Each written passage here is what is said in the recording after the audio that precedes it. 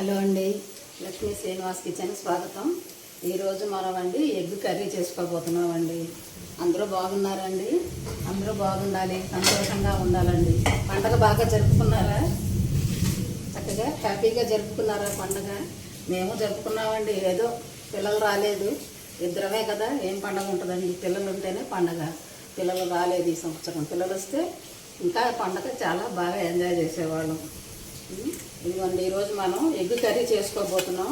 ఈ ఎగ్గులు చూసారా, 10 నిమిషాలు కానీ 8 నిమిషాలు కానీ మనం ఉడకబెట్టామనుకోండి, గుడ్డు చక్కగా ఇలా వస్తుందన్నమాట. దీని చుట్టూ కలర్ రాకుండా ఇలా ఉంటుంది. ఇలా ఉంటే మనకి అందులో ఉన్న పోషకాలన్నీ సమృద్ధిగా ఉంటాయి అన్నమాట. గుడ్డు దాని చుట్టూ కలర్ మారింది అనుకోండి, ఎక్కువ ఉడికిపోతే అలా కలర్ మారిపోద్ది.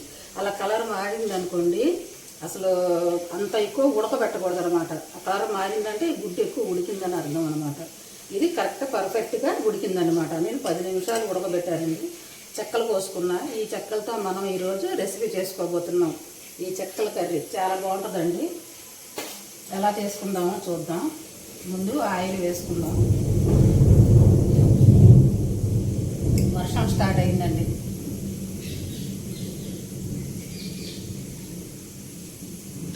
ఆయిల్ వేసుకొని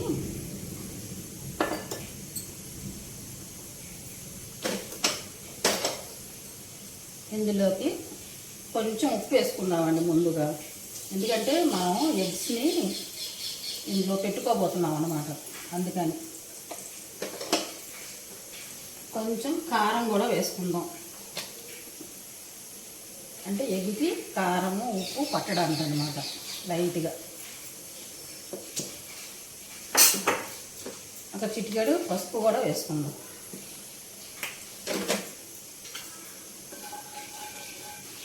మనం ఉప్పు ఎందుకు వేసామంటే అడుగున ఎగ్గు అంటుకుపోతుంది అనమాట. అంటుకోదు ఉప్పు వేస్తే.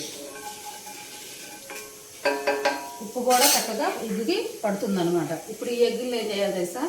ఇది ఇలాగా మనము ఒక్కొక్కటి ఇలా పెట్టుకోవాలి.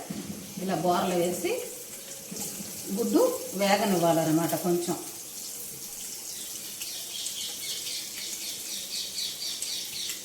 మనకి ఉప్పు కారం అన్నీ చక్కగా ఈ ఎగ్గుకి ఎక్కుతాయి.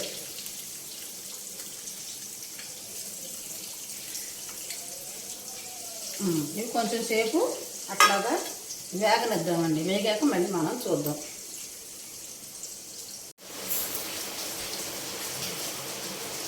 ఇవ్వనండి. ఇప్పుడు ఈ చెక్కలన్నీ కూడా మనము తీసేసుకుందామండి. ఇదిగో చూసారా, చక్కగా వేగినాయి. ఏంటంటే బైండింగ్ లాగా అనమాట. మనకి ఎల్లో ఊడిపోకుండా బైండింగ్ చేసినట్టు వస్తుంది అనమాట గుడ్డు. ఇదిగో చూసారా, చక్కగా వేగింది.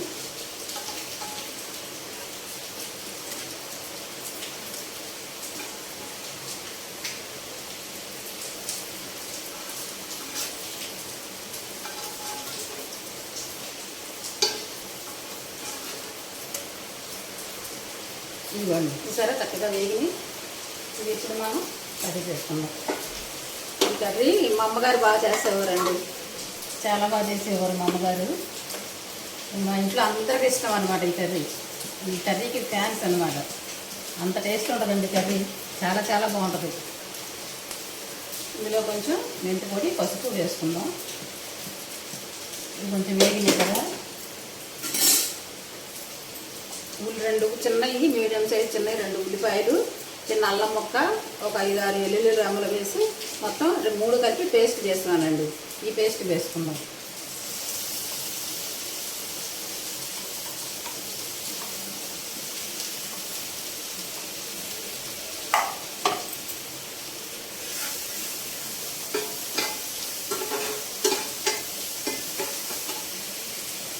కరివేపాకు,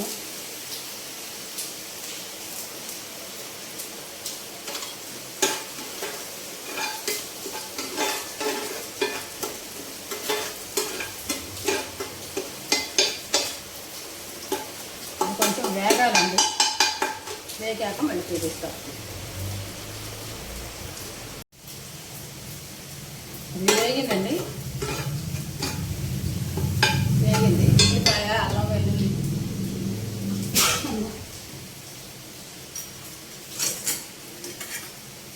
ఇప్పుడు ఇందులోకి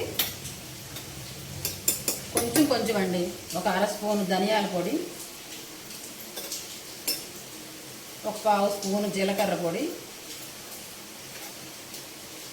ఒక స్పూను కొబ్బరి గసగసాల పొడి, ఒక చిటికెడు మసాలా పొడి. ఈ కర్రీలో మసాలా ఉండాలండి, ఉంటేనే టేస్ట్ అన్నమాట. ఎన్ని రకాలు చేస్తానో కానండి ఎగ్ కర్రీ, అన్నిట్లోకి ఈ కర్రీ చాలా బాగుంటుందండి. నాకు ఈ కర్రీ బాగా ఇష్టం. అమ్మగారు బాగా చేసేవారు. మా వారికి ఇష్టమే, పిల్లలకి ఇష్టమే, చాలా ఇష్టంగా తింటారు ఈ కర్రీ. చక్కగా ఆకలి లేని వాళ్ళు కూడా అన్నం దగ్గర కూర్చొని ఈ కర్రీ పెట్టుకున్నామంటే శుభ్రంగా అంత అన్నం తినేస్తాం. అంత టేస్ట్ ఉంటుందండి కర్రీ. మసాలా కొంచెం వేగింది కదా, ఇందులో కారం వేసుకుందాం.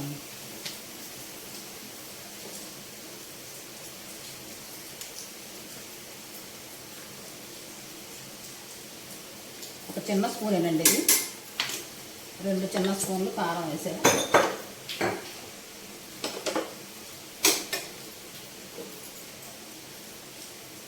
కొంచెం ఉప్పు వేసుకుందాం రుచికి సరిపడా. ఇందాక మనం కొంచెం ఉప్పు కూడా వేసాం కదా, చూసుకొని వేసుకుందాం. ఈ కారము మసాలా ఇవన్నీ వేగాలండి.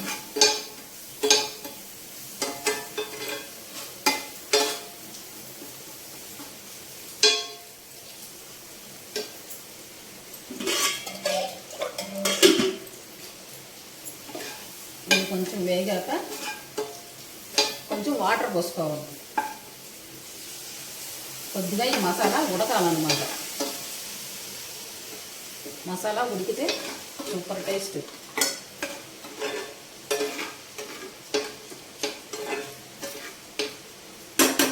మూత పెట్టుకుందామండి, మసాలా కొంచెం ఉడకనిద్దాం. ఉడికాక మళ్ళీ మనం చూద్దాం. ఇదిగోనండి మసాలా చక్కగా వేగిపోయింది కదా. వేగిన మసాలాని ఒక లేయర్ ఇలా పెట్టుకొని కొంచెం సైడ్కి పెట్టాను. ఇప్పుడు ఇందులోకి మనము ఈ గుడ్లు ఉన్నాయి కదా, ఇవి ఒక్కొక్కటి ఇలా పెట్టుకుందాం. బోర్లుగా అయినా వేసుకోవచ్చు. మనకు ఆల్రెడీ ఇటు పక్క వేగిపోయింది కనుక అటు కూడా ఈ వేడి మీద చక్కగా మగ్గుతుంది.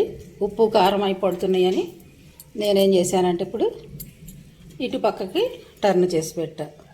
ఇలా అయినా పెట్టుకోవచ్చు అండి, మన ఇష్టం, ఎలాగైనా పెట్టుకోవచ్చు. అదిగో చూసారా, చక్కగా డిజైన్గా పెడదాం.